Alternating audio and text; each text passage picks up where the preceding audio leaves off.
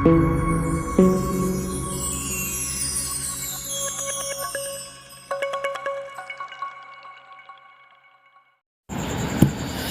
दोस्त, आज हम शुरू करने वाले हैं मॉडल प्रैक्टिस सेट जो यूनिक का है। तो इसमें पहला क्वेश्चन हम शुरू करते हैं सामान्य अध्ययन का। महात्मा गांधी ने किस वर्ष किसानों के समर्थन में गुजरात के खेरे जिले में एक सत्याग्रह आयोजन किया था? ये महात्मा गांधी ने किस वर्ष किसानों के समर्थन में गुजरात के खेरे जिला में एक सत्याग्रह आयोजन किया था? तो राइट आंसर 1918 है। 1918 में महात्मा गांधी ने खेरे जिले में सत्याग्रह किया था। बरेली चित्रकला भारत के कौन से राज्य की लोक चित्रकला है? तो ये दोस्तों एक महाराष्ट्र की चित्रकला है बरेली। विश्व की समस्त जनसंख्या के सापेक्ष हमारा देश विश्व की जनसंख्या लगभग कितनी है? अरे विश्व की समस्त जनसंख्या के सापेक्ष मतलब उसके सापेक्ष में हमारा देश की जनसंख्या मात्र 17.5% है। 17.5% है। भारत की तटरेखा है 6100 किलोमीटर। भारत की तटीय रेखा है 6100 किलोमीटर। अगले क्वेश्चन की ओर बढ़ते हैं। नकदी फसल, ये नकदी फसल सम्मिलित नहीं है गेहूँ पे। गेहूँ एक प्रकार की नकदी फसल नहीं है। भारत सर्वश्रेष्ठ उत्पादक एवं उपभोक्ता है दाल का। भारत सर्वश्रेष्ठ उत्पादक एवं उपभोक्ता है दाल का। केन्या की राजधानी कहाँ है? केन्या की राजधानी नैरोबी में है। केन्या की राजधानी नैरोबी में है। स्वतंत्र भारत का प्रथम उर्वरक संयंत्र कहाँ लगाया गया था? तो सिंदरी में लगाया गया था। स्वतंत्र भारत का प्रथम उर्वरक संयंत्र कहाँ लगाया था? सिंदरी में। भारत का सबसे अधिक जनसंख्या वाला शहर है मुंबई। भारत का सबसे अधिक जनसंख्या वाला शहर है मुंबई।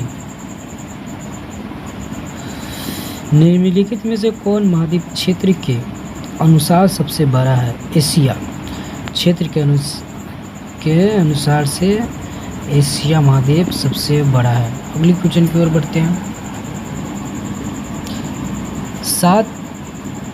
साफ रातें मेघीय रातों की सापेक्ष अधिक ठंडी होती है विकिरण के कारण। साफ रातें मेघीय रातें की अपेक्षा ठंडी होती है विकिरण के कारण। 7 पहाड़ियों का शहर किसे कहा जाता है? रोम को 7 पहाड़ियों का शहर कहा जाता है। रोम को 7 पहाड़ियों का शहर कहा जाता है।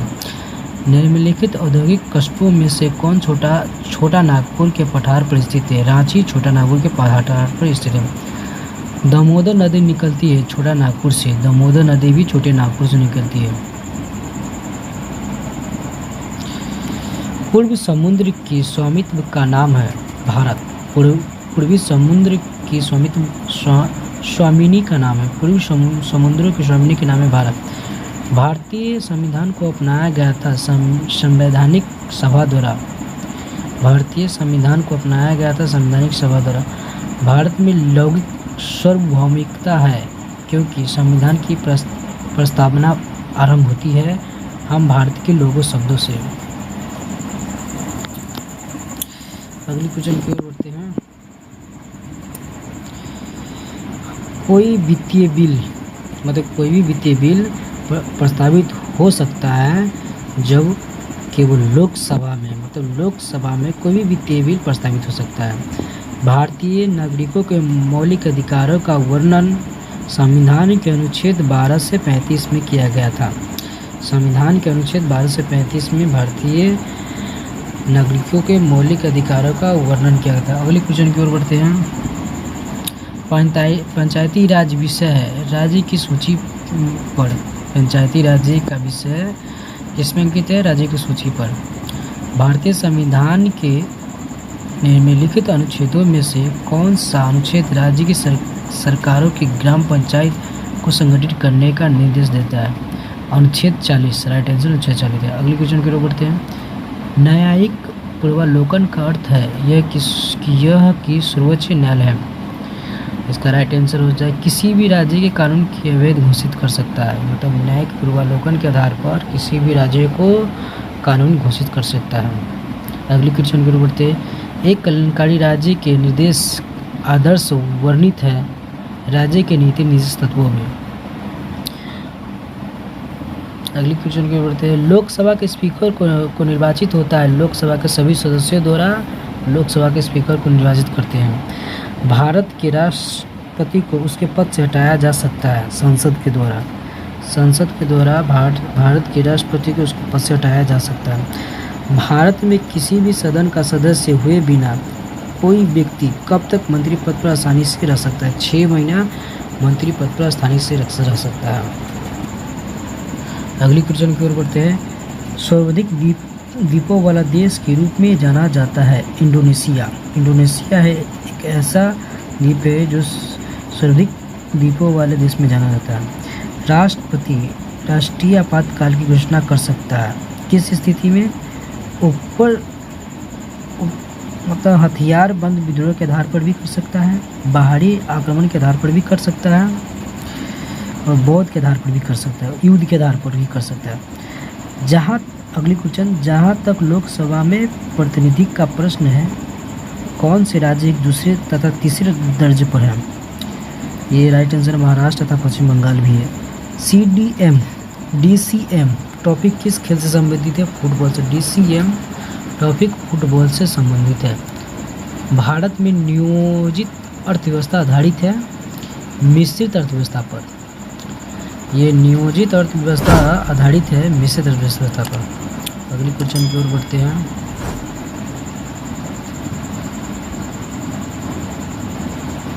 देश में ऑपरेशन फ्लड को शुरुआत का श्रेय दिया जाता है डॉक्टर वर्गीस कुरियन को।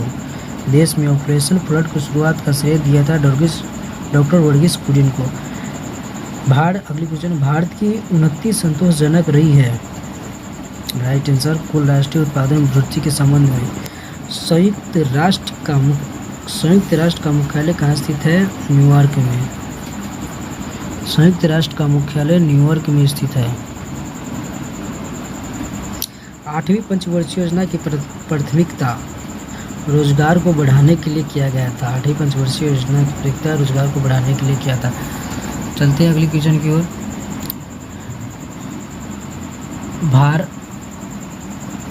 भारत अपनी किस आक्रमणी कमेटी में कांग्रेस ने या जमींदार उन्मूलन की नीति का अनुदय किया था? कार्यकारिणी कमेटी 1945 में। छोटा नागपुर जनजाति विद्रोह कब हुआ था? 1820 में। गांधी जी का चंपारण सत्याग्रह किस वर्ष जुड़ा था? तिनकठिया प्रणाली से जुड़ा हुआ था। गांधी जी का चंपारण सत्याग्रह किससे जुड़ा हुआ था? तिनकठिया प्रणाली से जुड़ा हुआ था। उलगुलान विद्रोह किससे जुड़ा हुआ था? बरसा मुंडा से। छत्तीसगढ़ राज्य की स्थापना किस वर्ष हुई थी? 2000 ईस्वी में छत्तीसगढ़ राज्य की स्थापना हुई थी। बिहार बंगाल से अलग कब हुआ था? 1912 में। अगले क्वेश्चन की ओर बढ़ते हैं। अर्जुन पुरस्कार किस क्षेत्र में दिया जाता है? खेल में। अर्जुन पुरस्कार खेल के क्षेत्र में दिया जाता है। भूरी क्रांति का संबंध उर्वरक से है। कौन सी मीठे पानी का झील नहीं है? ये डल झील है जो मीठे पानी का झील नहीं है। कौन सी एक फलीदार फसल है? तिल। शांति उद्देश्यों हेतु परमाणु शक्ति का उपयोग करने में भारत किस देश में बहुत ज़्यादा आगे है? पाकिस्तान। वर्तमान में सर्वोच्च न्यायालय के न्यायाधीशों की संख्या 34 है। अगले क्वेश्चन की ओर बढ़ते हैं। निम्नलिखित में से किस नगर में चार मीनार स्थित है? हैदराबाद में चार मीनार स्थित है। संकटग्रस्त जाति संगाई है मणिपुरी हिरन में। चलिए आप लोग जल्दी से हमारे वीडियो को लाइक कमेंट सब्सक्राइब कर दीजिए। ऐसे वीडियो हम रोज़ लाते रहते हैं।